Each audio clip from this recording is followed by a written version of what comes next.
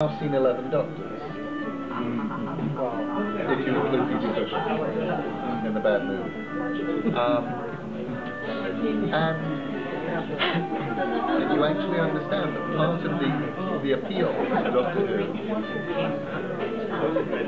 is you will get really used to one. And then that doctor will die and be replaced by another, and your immediate reaction is always, that's not my doctor, and I don't like it.